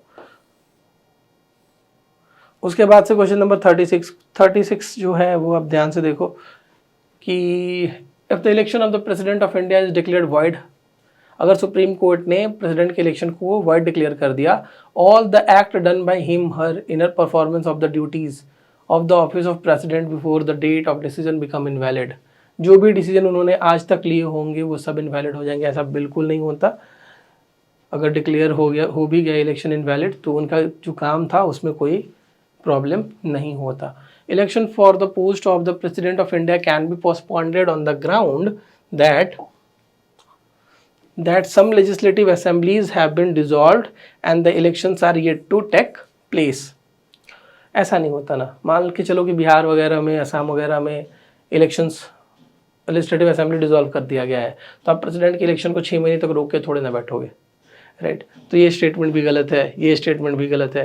when a bill is presented to the president of India the constitution prescribe time limit within which he or she has to declare his or her assent. कोई टाइम लिमिट की बात है क्या, नहीं सर, कोई time limit की बात नहीं है। The correct answer of this question is option D कि तीनों के तीनों स्टेटमेंट जो है वो गलत है। Now coming to question number 37। Question number 37 आपसे क्या कह रहा है, फाइनेंस बिल और मनी बिल से रिलेटेड है। Finance bill and money bill, when Lok Sabha transmit the finance bill to the Rajya Sabha it can amend or reject the bill. अच्छा ठीक है, देखते हैं। लोकसभा जब राज्यसभा को फाइनेंस बिल भेजती है तो इसको अमेंड भी कर सकती है और रिजेक्ट भी कर सकती है। When the Lok Sabha transmit money bill to the Rajya Sabha it can not amend or reject the bill, it can only make recommendation. अच्छा ठीक है। In the case of disagreement between the two house there is no joint sitting for money bill but there is joint sitting become necessary for finance bill. Third statement गलत है। देखो, 2 bill में confusion होती है, एक तो finance bill और दूसरा फाइनेंशियल बिल। कई लोग इस क्वेश्चन को इंटरप्रेट करके आएंगे कि it is a financial bill का क्वेश्चन है, बट ये किसका क्वेश्चन है, ये फाइनेंस बिल का क्वेश्चन है। तो उस हिसाब से जो इसका आंसर होना चाहिए क्वेश्चन नंबर 37 का आंसर होना चाहिए हमारे हिसाब से बी होना चाहिए, ठीक है। तो फाइनेंस बिल वगैरह देखना एग्जाम पॉइंट ऑफ व्यू से इंपॉर्टेंट है। यूपीएससी कई बार आपसे क्वेश्चन पूछती है फाइनेंस बिल के बारे में, बजट के बारे में, मनी बिल के बारे में, तो ये आपको स्टेटमेंट पता होना चाहिए, ठीक है। एक्चुअली फाइनेंस बिल का रिलेशन किससे है, फाइनेंस बिल का रिलेशन होता है बजट वगैरह से, तो ठीक है। आप इसको कंफ्यूज मत करना फाइनेंशियल बिल के साथ, कई लोग कंफ्यूज करके आए हैं और इसको गलत करके आए हैं। चलो उसके बाद क्वेश्चन नंबर 38 देखते हैं। 38 क्या है, once the central government notifies an area as community reserve, तो उसके बाद क्या होता है, the chief wildlife warden of the state become the governing authority of such forest. Hunting is not allowed in such area. People of such areas are allowed to collect non-timber produce and people of such areas are allowed to carry out traditional agricultural practices. 38 वही बातें हैं, 2 statement सही हैं, 2 statement गलत है, तो इसका answer हमारे हिसाब से 38 का बी होना चाहिए। बट मैं वही बात बोलूँगा कि ये यूपीएससी की one of the favourite topic है, जो आपसे पूछा जाता है कि कम्युनिटी रिजर्व क्या है, ठीक है। Community reserve, national park, wild life sanctuary वगैरह, ये बहुत इंपॉर्टेंट है किसके, यूपीएससी के। कई बार यूपीएससी आपसे इस पे क्वेश्चन पूछती रहती है। Now coming to question number 40। Question number 40 क्या है, शेड्यूल्ड एरिया के बारे में आपसे पूछ रहा है कि शेड्यूल्ड एरिया जो है वो कौन डिक्लेयर करता है, प्रेसिडेंट डिक्लेयर करता है। सेकंड कह रहा है the largest administrative unit forming the scheduled area is district and the lowest is cluster of village in the block. Second statement is wrong, right. Second statement जो है वो गलत है.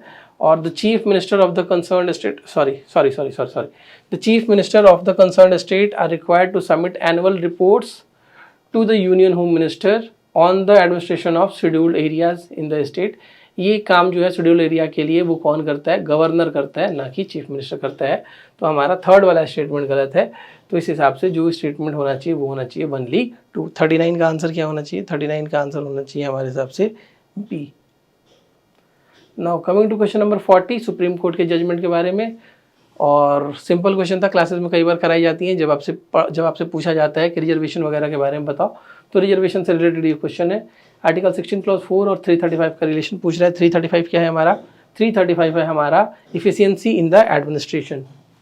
335 क्या है हमारा? Efficiency in the administration. Defines article 335 of the Constitution of India defines the term efficiency in administration. But define तो नहीं करती ना. 335 में केवल इतना बताया गया है कि हमारा जो रिजर्वेशन की पॉलिसीज होनी चाहिए वो इफिशियंसी इन द एडमिनिस्ट्रेशन को मेंटेन रखना चाहिए. बट इफिशियंसी इन एडमिनिस्ट्रेशन क्या होगा, इसका डेफिनेशन वहाँ पे नहीं है. तो in my opinion the answer of this question should be C. 40 का आंसर क्या होना चाहिए? सी होना चाहिए. सिंपल क्वेश्चन था. Now coming to question number 41 simple question था. आपसे गंधारा के बारे में, कलिंग के बारे में, मगध के बारे में, आंध्रा के बारे में कई बार पूछते हैं. तो ये आपको पता होना चाहिए कि ध्यान कटका जो रीजन था वो कहाँ पे लोकेटेड वगैरह था.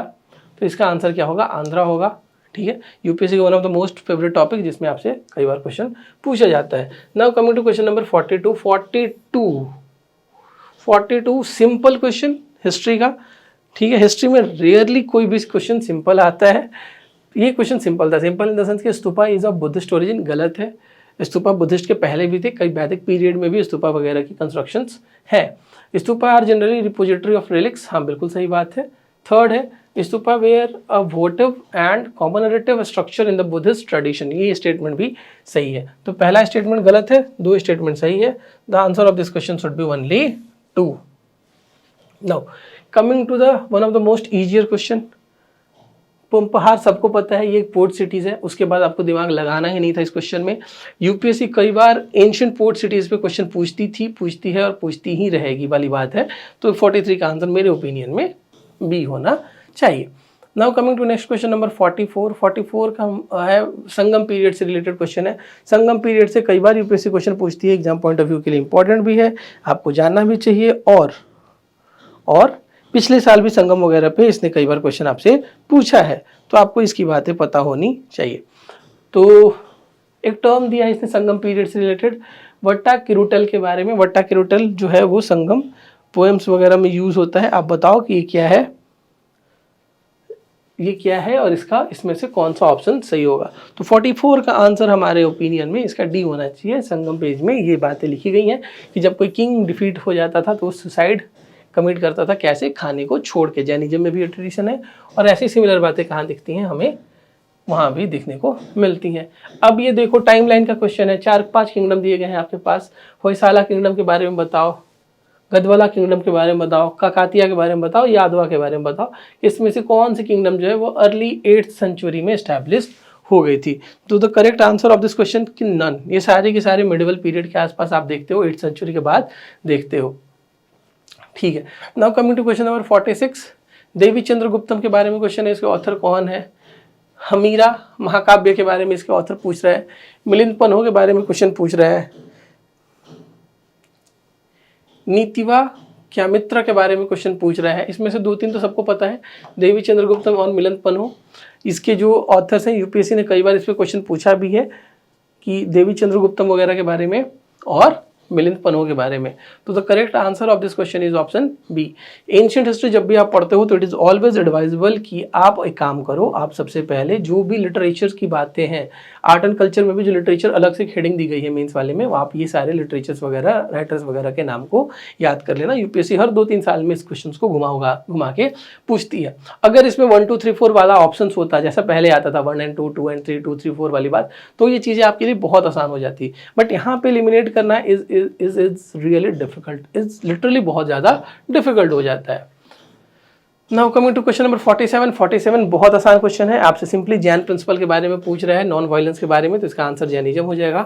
क्वेश्चन नंबर 48 आपसे पूछ रहा है विजयनगर के बारे में कि उस किंग के नाम बताओ, उस किंग के बारे में नाम बताओ जो क्या किया था, जो डैम कंस्ट्रक्ट कराया था तुंगभद्रा रिवर में, तो इसका आंसर क्या हो जाएगा, देवराया 1 हो जाएगा। Now coming to question number 49 difficult question था, अगर आपको आता है तो आता है, नहीं आता है तो नहीं आता है वाला बात है। आपसे ये पूछ रहा था कि इसमें से कौन से जो गुजरात का रूलर था मिडवल पीरियड में, जो गुजरात का रूलर था, उसने सरेंडर किया था पुर्तगीज के सामने, कौन सा रीजन, दीव को, तो बहादुर शाह था। Now coming to question number 50, question number 50 आपसे क्या पूछ रहा है, which of the following act was the governor general of Bengal designated as governor general of India. Simple question था, अगर आपको आता है तो अच्छी बात है। आप जब यूपीएससी की पहले दिन प्रिपरेशन करते हो पॉलिटी की, तो ही आपको बताई जाती है कि जो हिस्टोरिकल डेवलपमेंट्स हैं उनको आप अच्छे से देख लो। उसमें से एक बहुत इंपॉर्टेंट हिस्टोरिकल डेवलपमेंट क्या है, चार्टर एक्ट ऑफ 1833, और उसमें से सबसे इंपॉर्टेंट पॉइंट ही यही है कि गवर्नर जनरल ऑफ बंगाल को क्या बना दिया गया था, governor general of India. Right, now coming to question number next, जो हमारा 51 है उसको देखते हैं। 51 में गवर्नमेंट स्कीम से रिलेटेड क्वेश्चन है, आपको ये बताना है कि जननी सुरक्षा योजना वगैरह के बारे में आप बता दो कि जननी सुरक्षा योजना के बारे में 4 पॉइंट दिया गया है, आप बताओ इसमें से कितना सही है कितना गलत है। तो correct answer of question number 51 is B, 2 statement सही है 2 स्टेटमेंट गलत है। Motherhood intervention of the state health department सही बात है, ठीक है। Objective is to reduce maternal and neonatal mortality among poor pregnant women, it aim to promote institutional delivery among poor pregnant women, its objective include providing public health facility to sick infant up to 1 year. थोड़ा सा technical question, अगर आपको आता है तो नहीं आता है, और अगर आपने बहुत डिटेल में चीज़ों को पढ़ा होगा तो ठीक है, चूंकि एलिमिनेशन यहाँ पे भी आपका काम नहीं करेगा। तो the correct answer of question number 51 is option B, is option B. Now coming to question number 52, 52 क्या है, अनेमिया मुक्त भारत स्ट्रैटेजी, वही बात है जो आपसे पूछी जा रही है कई बार कि इसमें से कौन कौन सा स्टेटमेंट सही है कौन सा गलत है।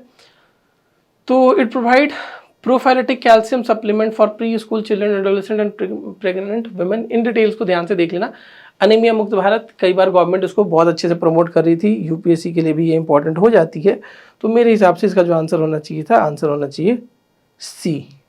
So the correct answer of the question number 52 is option 3 कि 3 स्टेटमेंट सही है, बाकी आगे देखते हैं। Now coming to question number 53, carbon fibres के बारे में क्वेश्चन है। Carbon fibres are used in the manufacture of component in automobile and aircraft. अच्छा ठीक है, उसके बाद फिर नेक्स्ट आपसे कह रहा है कि carbon fibres one use can not be recycled, नहीं, इनको यूज करने का एक रीजन भी ये है कि इनको रिसाइकल भी बड़े आराम से किया जा सकता है।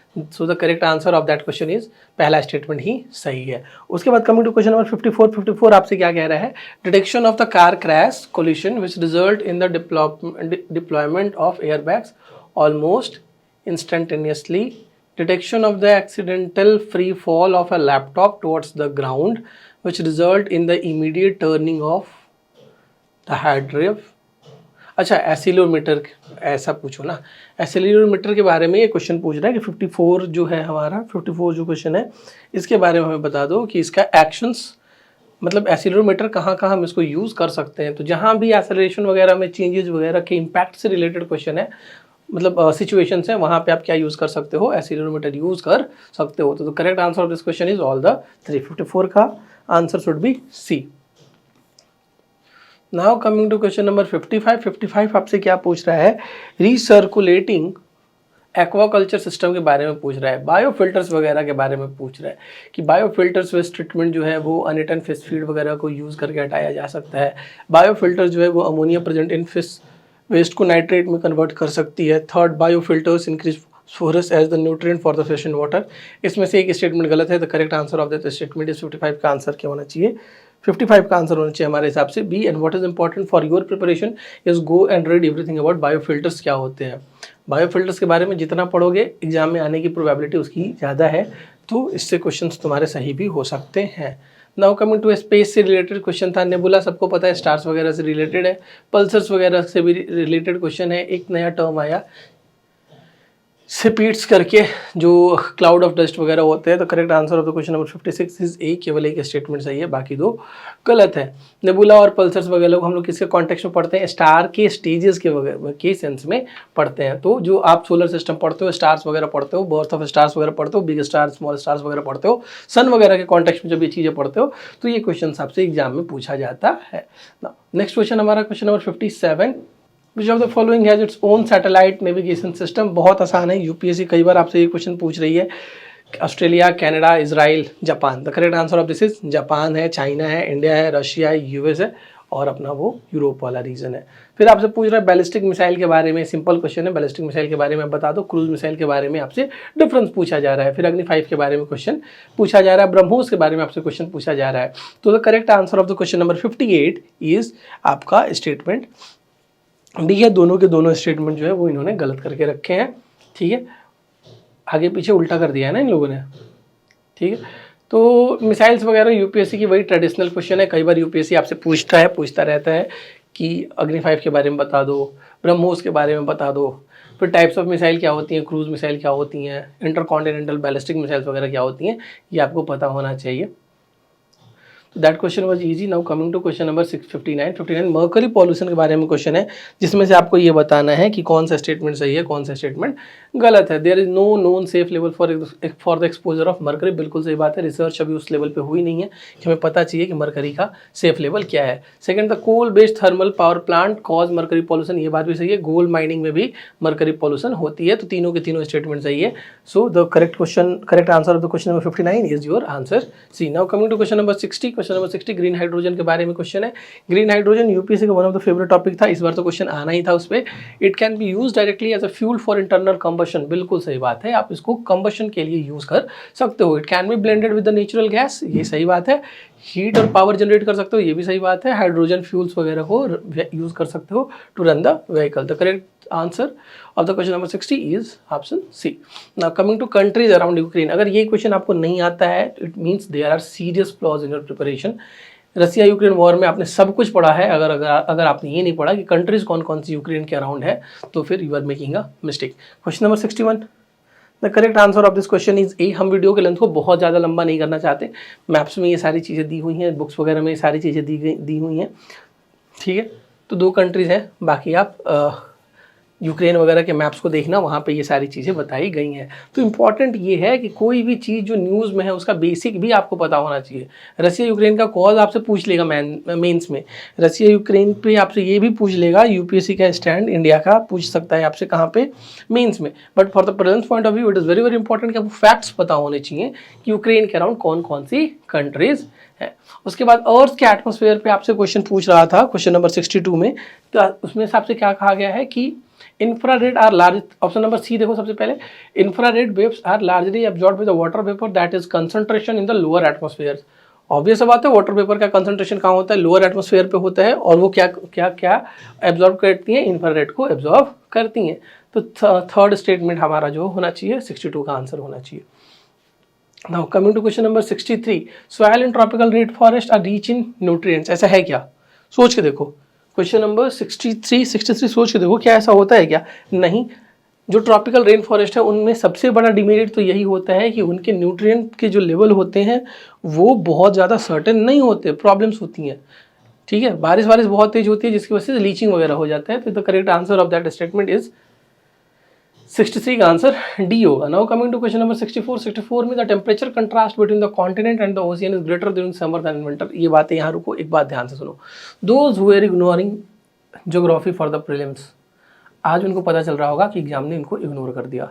सो किसी भी माइंडसेट के साथ मत जाओ कि they will not ask question on geography, ऐसा नहीं है, वो पूछेंगे। They will not ask question on history, वो हिस्ट्री भी पूछेंगे। अपने सारे के सारे फाउंडेशंस के जो ब्लॉक्स हैं वो पिलर्स बहुत स्ट्रॉन्ग बना के जाओ। आपको ज्योग्राफी आनी चाहिए, इकोनॉमिक्स आनी चाहिए, हिस्ट्री भी आनी चाहिए, पॉलिटी भी आनी चाहिए। हाँ, कुछ क्वेश्चन बहुत अच्छे, कुछ टॉपिक्स आपके बहुत अच्छे हैं तो आपको डेफिनेटली एज है। बट अगर आप कंप्लीटली ब्लैंक करके जाओगे, आप इकोनॉमिक्स पढ़ोगे ही नहीं, ज्योग्राफी पढ़ोगे ही नहीं, हिस्ट्री पढ़ोगे ही नहीं, तो देयर इज चांस कि आपको थोड़ी सी दिक्कत आएगी। तो कोई भी सब्जेक्ट को छोड़ के जाना इज़ नॉट समझदारी। Now coming to question number 64 आपसे क्या कह रहा है कि the temperature contrast in the continent and the ocean is generally greater during the summer in the winter, सही बात है, समर में ज़्यादा होते हैं। The specific heat of water is more than that of land surface, इसने इस statement को एक्सप्लेन भी कर दिया। So in our opinion the answer of the question number 64 should be A. Now S wave और पी वेव के बारे में क्वेश्चन है, जो मैं आपसे पहले क्वेश्चन बताया था कि आपको जियोमॉर्फोलॉजी के जो सर्टेन बेसिक फीचर्स हैं आपको पता होने चाहिए, उसमें से ये क्वेश्चन है। पी वेव्स एस वेव्स आपसे कई बार डिफरेंसेस पूछे जाते हैं, अर्थक्वेक के केसेस में आपसे पी वेव्स और एस वेव्स के बारे में क्वेश्चन पूछा जाता है। वो जो डायग्राम आप देखते होगे, इंपैक्ट देखते होगे एस वेव और पी वेव वगैरह का, वो सारी बातें आपको पता होनी चाहिए। तो the correct answer of question number 65, दोनों के दोनों स्टेटमेंट सही है। पी वेव्स पहले आती हैं, एस वेव्स बाद में आती हैं। पी वेव्स और एस वेव्स के बारे में जो बातें दी गई हैं वो सही हैं। Now coming to thermal coal power plant, coal based thermal power plant UPSC की फेवरेट टॉपिक है, कई बार पूछती है। The correct answer of question number 66 is D. तीनों के तीनों स्टेटमेंट गलत है। अच्छा, गलत क्यों है, ध्यान से देखते हैं। Coal based thermal power plant, none of them is privately owned, ऐसा नहीं है, privately owned thermal power plant भी है। None of them is set up in water stretch district, ये भी गलत बात है। None of them use sea water, तीनों के तीनों स्टेटमेंट देखो गलत है। The correct answer of question number 66 should be D. Now coming to question number 67, उल्बाचिया method is used in, ये हमने इसको पढ़ा था, कहाँ पे पढ़ा था, ये हमने इसको पढ़ा था मलेरिया, मतलब मॉस्किटो रिलेटेड डिजीज वगैरह में पढ़ा था। तो it is used in controlling the viral disease spread by mosquitoes वगैरह। तो 67 का आंसर हमारे हिसाब से ए होना चाहिए। Now coming to question number 68, 68 क्या है, 68 आपसे पूछ रहा है कार्बन कैप्चर एंड स्क्रूटाइजेशन वगैरह से रिलेटेड पूछ रहे हैं। तो क्वेश्चन नंबर 68 सिंपल क्वेश्चन तो दिख रहा है भी क्या, हाँ कार्बन कैप्चर से क्वेश्चन है। Spreading finally ground basalt log, इसको पढ़ लेना। कार्बन कैप्चर आपको पता है, यूपीएससी कई बार क्वेश्चन पूछती है, क्लाइमेट चेंज वगैरह वाले टॉपिक में इसको कवर किया जाता है। The correct answer of this question is 68 का answer should be C. Now coming to question number 69, aerial metagenomics. Aerial metagenomics क्या होती है, इसको ध्यान से समझो। एरियल मेटाजिनोमिक्स होती है तुम्हारी collecting DNA sample from air in habitat at one go, सही बात है। एरियल मेटाजिनोमिक्स जो होती है वो अपना हमारा ए ऑप्शन उसको एक्सप्लेन करता है, बाकी ऑप्शन आप पढ़ लो, but that is not that important. फिर क्वेश्चन नंबर 70 है आपका माइक्रो सैटेलाइट डीएनए के बारे में। माइक्रो सैटेलाइट डीएनए के बारे में क्या होता है, studying the evolutionary relationship among various species of fauna होगा। तो 70 का आंसर क्या होना चाहिए, ए होना चाहिए। Now coming to question number 71, अब इसने एमएसएमई के डेफिनेशंस को पूछा है। इस डेफिनेशंस को रिसेंटली चेंज भी किया गया था, बट इसने पूछा कब है, इसने पूछा इस बार है, और ये इसका गलत डेफिनेशन है। स्टेटमेंट 1 में जो बातें लिखी गई हैं वो गलत बात है, बट प्रायोरिटी सेक्टर लेंडिंग के बारे में पता होना चाहिए। जो एमएसएमई को लोन दिए जाते हैं वो पार्ट होते हैं किसका, प्रायोरिटी सेक्टर लेंडिंग का। तो the correct statement of the question number 71 is option B. 71 का क्या होगा, ऑप्शन बी होगा। Now coming to question number 72, central bank digital currency. This was very very important for इस साल का एग्जाम। यूपीएससी कई बार आरबीआई की इनिशिएटिव्स वगैरह को पूछती है, बार बार पूछती है, दोहरा के पूछती है, तो आपको पता होना चाहिए। It is possible to make payment in digital currency without using US dollar SWIFT system, बिल्कुल सही बात है, खत्म बात, पहला स्टेटमेंट सही है। दूसरा क्या कह रहा है 72, दूसरा क्वेश्चन आपसे कह रहा है digital currency can be distributed with a condition program into it such as a time frame for spending it. ये दोनों बातें भी सही है। The correct statement, the correct answer of this statement is your option C. Now coming to question number 73, 73 में in the context of finance the term beta is use for. 73 में beta को use क्यों किया जाता है,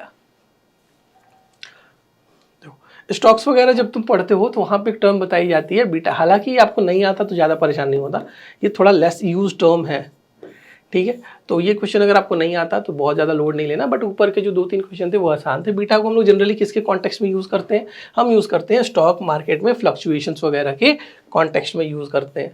fluctuation को major करने का एक तरीका होता है क्या, बीटा।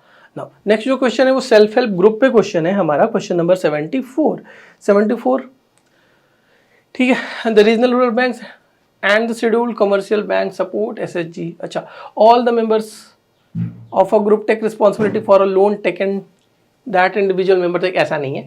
तो जो correct statement of the answer is your, एक स्टेटमेंट गलत है इसमें से, ये स्टेटमेंट मतलब इसका जो 74 का आंसर होना चाहिए वो बी होना चाहिए। नाउ कमिंग टू, अच्छा सेल्फ हेल्प ग्रुप मेंस के लिए बहुत इंपॉर्टेंट है। प्रीलिम्स में भी कई बार कोऑपरेटिव से सेल्फ हेल्प ग्रुप से कई बार आपसे डिस्ट्रिक्ट के कोऑपरेटिव्स वगैरह से क्वेश्चन पूछे जाते हैं। तो कोऑपरेटिव बैंक, बैंकिंग का पूरा चैप्टर, रूरल एरिया में बैंकिंग का पूरा चैप्टर, जो प्रायोरिटी सेक्टर लेंडिंग वगैरह है वो बहुत इंपॉर्टेंट एग्जाम के लिए हो जाता है, और खास करके वो सारे टॉपिक्स भी जिसको लेके आरबीआई रिसेंटली न्यूज़ में रहती है। Now coming to question number 75 में हमें समझना होगा, in India's public sector health care system largely focus on curative. सही बात है, हम लोग क्यूरेटिव पे ध्यान देते हैं रैदर प्रिवेंटिव, तो पहला स्टेटमेंट तो सही है। दूसरा, under India's decentralise approach to health care delivery the state are primarily responsible for organising health service, but ये इसका एक्सप्लेनेशन तो नहीं है ना, मतलब स्टेटमेंट 2 तो सही है बट ये इसका एक्सप्लेनेशन नहीं है। तो in my opinion the answer of this question should be B. 76 देखो, United Nation World Water Development Report के बारे में क्वेश्चन है, ठीक है। तो ये क्या कह रहा है कि वर्ल्ड वाटर डेवलपमेंट रिपोर्ट जो आया है, इंडिया ग्राउंड वाटर को एक्सट्रैक्ट करता है 1/4। सही है, इंडिया करता है 1/4, पॉपुलेशन इतनी है, हमें करनी पड़ेगी। और उसके बाद क्या कह रहा है, India need to extract more water than the, हाँ ठीक है, मतलब पॉपुलेशन ज़्यादा होने की वजह से हम लोग इसको ज़्यादा एक्सट्रैक्ट कर रहे हैं। तो in my opinion the answer of this question, India need to extract more than a quarter of the world groundwater each year to satisfy the drinking water and sanitation need of almost 18% of India's population living in the territory। Agriculture के बारे में बातें नहीं दी गई हैं। बहुत ज़्यादा हमारा जो वाटर का यूज़ होता है वो हम उसको ग्राउंड वाटर को जो यूज़ करते हैं वो इरीगेशंस वगैरह में भी यूज़ करते हैं, और तो ये चीज़ तो मिसिंग है। तो इस क्वेश्चन के लिए हमें यूपीएससी के आंसर का थोड़ा सा वेट करना पड़ेगा। अभी के लिए आप मान सकते हो कि करेक्ट एक्सप्लेनेशन भी है, ठीक है, अभी के लिए आप इसको मान सकते हो कि ये इसका करेक्ट एक्सप्लेनेशन है। मेरे हिसाब से अभी इसके लिए इसका आंसर मानना सही है। Now coming to question number 77, according to the Constitution of India the central government has the duty to protect the state from internal disturbance. सही स्टेटमेंट है। The Constitution of India exempt the state from the providing legal counsel to a person being held for preventive detention, okay, according to POTA the convention of the accused before the police can be used as evidence. So the correct questions, the correct answer of this question is option B. Second वाले statement को लेके थोड़ी सी issue आने की problem है, ठीक है। 77 का आंसर क्या होना चाहिए, बी होना चाहिए। प्रिवेंटिव डिटेंशन का केस है, आप इसको अच्छे से कर लेना। Now coming to question number 78, आपसे ये पूछ रहा है कि ये जो कंट्रीज दी गई हैं, Angola, Costa Rica, Ecuador, Somalia, इसमें से कौन सी कंट्रीज जो हैं वो फमीन वगैरह को लेके न्यूज़ में रही हैं, ठीक है। तो करेक्ट आंसर क्वेश्चन नंबर 78 का क्या है, सोमालिया है, न्यूज़ में है, वार टॉर्न कंट्री है। कई बार आपसे पूछा जाता है, यूपीएससी कई बार पूछती है उन टॉपिक्स को जो न्यूज़ में रहती हैं कई कंट्रीज़ को लेके। नेक्स्ट जो हमारा क्वेश्चन है नयोगा प्रोटोकॉल पे, यूपीएससी के लिए इंपॉर्टेंट टॉपिक था। फिर बायो मैनेजमेंट कमेटी को लेके ये क्वेश्चन है। तो 79 जो है उसका करेक्ट आंसर हमारे हिसाब से क्या होना चाहिए, सी। दोनों के दोनों स्टेटमेंट हमारे सही हैं। Now coming to question number 78 हो गया ना। 79 का आंसर क्या होगा, 79 का answer in our opinion is C. Now coming to question number 80। Question number 80 अच्छे से देखो, इलेक्शन ऑफ प्रेसिडेंट से रिलेटेड क्वेश्चन है, रिसेंटली हुआ भी था, उससे लेके क्वेश्चन है। द मेंबर ऑफ नॉमिनेटेड, अब प्रेसिडेंट के इलेक्शन में सब कुछ देखो, एक बार ध्यान से देख लो। प्रेसिडेंट का इलेक्शन जो है उसमें कौन कौन पार्टिसिपेट करता है, इलेक्टेड मेंबर पार्टिसिपेट करता है, कहाँ का, एमपी मतलब राज्यसभा और लोकसभा का, ठीक है, और इलेक्टेड एमएलए पार्टिसिपेट करते हैं। जो vote of value of MLA होता है वो population divided by elected MLA into 1/1000 होता है, और जो vote of value of MP होता है वो total vote of MLA divided by total number of elected MPs होता है। इसको फिट करो इस वाले सिचुएशन में, यहाँ पे क्वेश्चन आपसे सॉल्व हो जाने चाहिए। हालांकि डिफिकल्ट था बिकॉज कि आपसे डायरेक्टली पूछ रहे हैं कि आप हमें ये बताओ कि मध्य प्रदेश और केरला के वोट ऑफ एमएलए के बारे में आप बताओ, मतलब आपको पॉपुलेशन भी पता होना चाहिए और इलेक्टेड एमएलए भी पता होना चाहिए, राइट। तो ये थोड़ा सा डाइसी क्वेश्चन हो जाता है, करना नहीं करना ये आपका कॉल होना चाहिए। The correct answer of question number 80 is your option 1, only one statement is correct. Now coming to question number 81 आपसे मुझे एक नाम पता है, रॉबर्ट सीवेल्स के बारे में पूछ रहा है। ये 4-5 नाम आपको दे रखा है, अलेक्जेंडर रिया, फिर लॉन्गहर्स्ट, फिर सीवेल, फिर बर्जियस, फिर इलियट, पूछ रहा है कि ये लोग कौन थे, तो 81 का आंसर आर्कियोलॉजिकल इवैक्यूएशन से रिलेटेड ये लोग थे। नाम आता है तो ठीक है, नहीं आता है तो फिर प्रॉब्लम हो सकती है आपको इस क्वेश्चन में। क्वेश्चन नंबर 82 वही ट्रेडिशनल यूपीएससी का क्वेश्चन, साइट्स दिया है, पूछ रहा है क्या नहीं है। बेसनगर सिवाइट केव्स तो नहीं है, बट ये दो तो पता है, वजह और ये वाला सीता नवसल तो सबको पता है, जैन केव श्राइन्स है वहाँ पे। तो 82 का आंसर क्या होना चाहिए, बी स्टेटमेंट। 2 स्टेटमेंट सही है, एक गलत है। Now coming to question number 83, national handlooms day, ये इंपॉर्टेंट था, करंट अफेयर्स में भी था, 7 अगस्त को मनाया जाता है, ये बात भी सही था। तो द करेक्ट स्टेटमेंट जो है 7 अगस्त, स्टेटमेंट 1 सही है, स्टेटमेंट 2 भी सही है, स्वदेशी मूवमेंट के दिन लॉन्च किया गया था, और एक्सप्लेनेशन भी सही है। तो इसका आंसर क्या होना चाहिए, ए होना चाहिए। Now coming to question number 84, typical UPSC level का क्वेश्चन नहीं है, दे जनरली नॉट आस्क इस टाइप के फैक्चुअल क्वेश्चन कि आपको सब कुछ पता होना चाहिए। स्टैंडर्ड साइज पूछ रहा है, इंडियन नेशनल फ्लैग का फ्लैग कोड से क्वेश्चन है, लोग नहीं देख के जाते हैं, और टू बी वेरी ऑनेस्ट हम खुद नहीं बताते कि आप इतनी निटी-ग्रिटी में देख के जाओ। तो पहला वाला स्टेटमेंट गलत है, पहला स्टेटमेंट गलत होते ही the correct answer of the question number 84 is your statement D. Now coming to question number 85, constitution day 26 नवंबर को मनाया जाता है, ये बात सही है। और ऑन 26 नवंबर 1949 नहीं है, ऐसा नहीं है। On 26 November 1949 the constituent assembly of India was setup, गलत बात है, ये 1946 में ही सेटअप कर दी गई थी, कैबिनेट मिशन प्लान वगैरह रिलेटेड बातें। तो the correct answer of question number 85 is C, that is option second statement is incorrect. Now coming to question number 86 question में क्या कह रहा है आपसे, स्विट्जरलैंड के बारे में पूछ रहा है कि Switzerland is one of the leading exporter of gold in terms of value. दूसरा, Switzerland has the second largest gold reserve in the world. Gold important question है, इंपॉर्टेंट टॉपिक है, कई बार यूपीएससी आपसे पूछती है गोल्ड की इंपोर्ट के बारे में, गोल्ड के एक्सपोर्ट के बारे में, बट ये इंडिया के कॉन्टेक्स्ट में पूछा जा रहा है, आप ग्लोबली नहीं पूछते। बट ये क्वेश्चन ठीक है, थोड़ा सा टिपिकल, मतलब अलग दुनिया का क्वेश्चन था।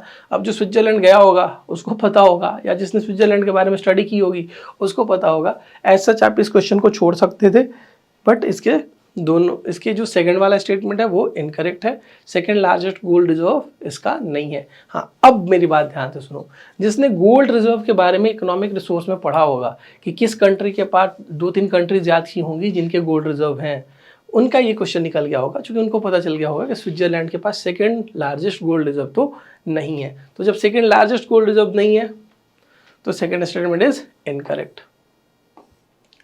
Now coming to question number 87 में यूएस और यूरोपियन यूनियन ने ट्रेड एंड टेक्नोलॉजी काउंसिल को लॉन्च किया है। करंट अफेयर्स में ये चीज़ें थी तो ये सही है, यूरोपियन यूनियन और यूएसए क्लेम कर रहे हैं कि टेक्नोलॉजिकल प्रोग्रेस लाएंगे अंडर देयर कंट्रोल, तो ठीक है, 87 का ए है, 87 का answer should be A. Now coming to question number 88, export अगर इंडिया का देखोगे तो एक्सपोर्ट इंडिया का कितना है, 3.2 है ग्लोबल एक्सपोर्ट का, जो शायद गलत है। ठीक है, many local companies and some foreign companies operating in India have taken the advantage of India's production linked incentive. First statement गलत है, सेकंड स्टेटमेंट सही है। The correct answer of this question is 88 का D. Now coming to question number 89 आपसे stability and growth pact के बारे में question पूछा जा रहा है, आपको पता होना चाहिए, जिसमें से कि यूरोपियन यूनियन वगैरह की एक इनिशिएटिव है। The correct answer of this question is your option A. European Union UPSC का one of the favourite topic है। यूरोपियन यूनियन के जो इनिशिएटिव्स होते हैं, चाहे वो इकोनॉमिक हो, चाहे वो टेक्नोलॉजिकल हो, चाहे वो इन्वायरमेंटल हो, वो कई बार यूपीएससी आपसे पूछती है। Now coming to question number 90, group क्या है, global compact for safe orderly and regular migration से रिलेटेड यूएन का क्वेश्चन है। यूएन के इनिशिएटिव्स में कह रहा हूँ बहुत इंपॉर्टेंट है, आपको पता होना चाहिए। तो जो 90 क्वेश्चन है उसका आंसर क्या है कि जो तीनों स्टेटमेंट दिए गए हैं बेटा, ये तीनों के तीनों स्टेटमेंट गलत है। The correct answer of the question number 90 is D. Now coming to question number 91 home guards के बारे में है। Home guards are raised under the home guard acts and rules of central government, 91 ठीक है। दूसरा statement आपसे क्या कह रहा है, the role of home guard is to serve an auxiliary force to the police in the maintenance of internal security. अच्छा, to prevent infiltration on the international borders वगैरह, border wing home guards battalion have been raised in some state. ठीक है, the correct answer of the question number 91 is your option B. 2 statement सही है, 1 statement गलत है जो मैंने बताया। 92 आप ध्यान से देखो, 2-3 एक्ट दिए गए हैं। पहला एक्ट है the official secret act,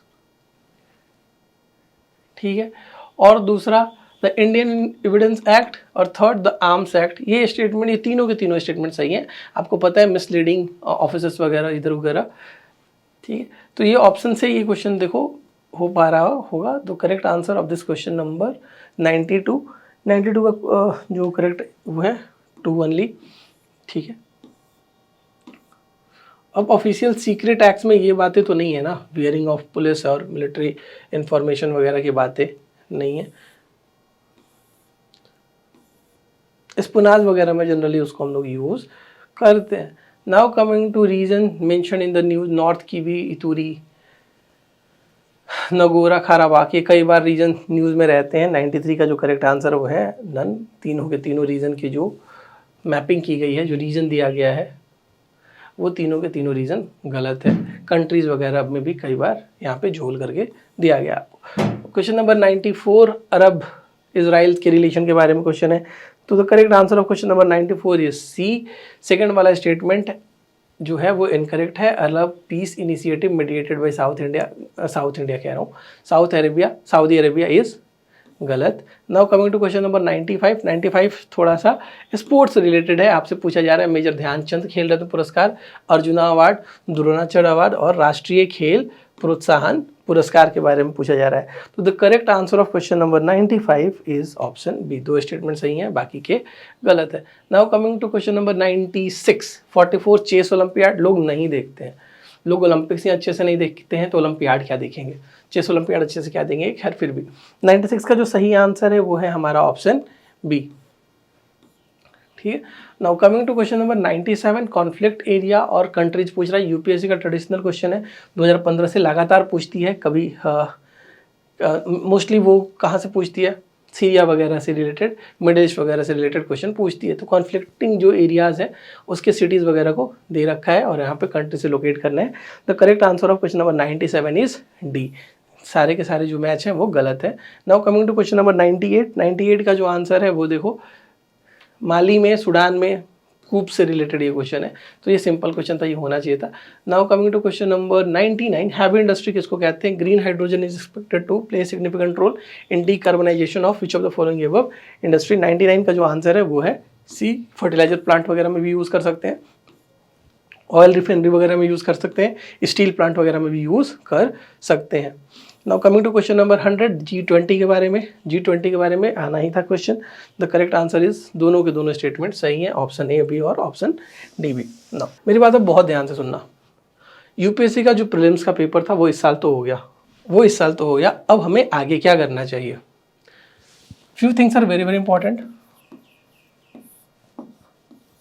have complete knowledge about कोई भी topic.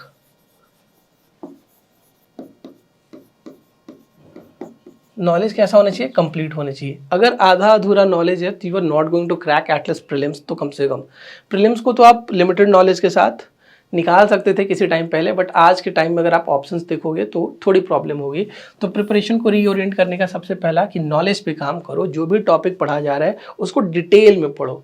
Try to gather as many information as you can. दूसरा जो आपको पता होना चाहिए वो ये है कि लास्ट 10 ईयर्स के जितने भी क्वेश्चंस आए हैं उनके जितने भी ऑप्शंस हैं उन सारे ऑप्शंस पे आपको कमांड होना चाहिए। कमांड होना चाहिए मतलब आपको उसके बारे में सब कुछ पता होना चाहिए। एक चीज भी ऐसा नहीं हो जो आप मिस कर जाए। 10 ईयर्स 100 क्वेश्चंस ऑल 4 ऑप्शंस, इन पे कमांड होना चाहिए। थर्ड जो मोस्ट इंपॉर्टेंट थिंग है, डोंट इग्नोर एनी सब्जेक्ट। इस बार ज्योग्राफी से पूछ लिया, इकोनॉमी थोड़ा कम पूछा, अगली बार इकोनॉमी से बहुत ज़्यादा पूछेगा, पॉलिटी से भी क्वेश्चन पूछेगा। तो ये बात याद रखनी है, आपको कोई भी टॉपिक छोड़ना नहीं है। थर्ड फोर्थ जो मोस्ट इंपॉर्टेंट पॉइंट है वो है revision. If you are not revising तो एक प्रॉब्लम ये होगा कि आपको क्वेश्चन तो पता होगा, you may know the question, but आपको एक्यूरेट आंसर्स नहीं पता होगा। इससे प्रॉब्लम ये होती है जहां पे आपको +2 नंबर मिलना चाहिए था वहां पे यू विल गेट -0.66, राइट। ये बातें समझना है। 5th point, study at least each subject 4 to 5 times।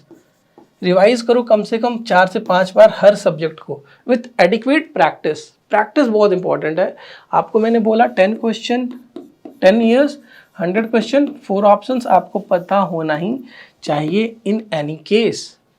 And last the most important thing is don't ignore CSAT। Ignoring CSAT will lead to 1 साल का वेस्ट हो जाएगा तुम्हारा पूरा का पूरा पेपर। अगर आपने CSAT को इग्नोर किया तो UPSC विल इग्नोर यू बहुत बुरी तरह से, और आपका 1 साल और 1 अटेम्प्ट दोनों वेस्ट हो जाएगा। ये बात याद रखना। The cut off, most important thing, लोग पूछेंगे what will be the cut off. In my opinion paper was tough, paper was factual, options were weird, CSAT was also tough.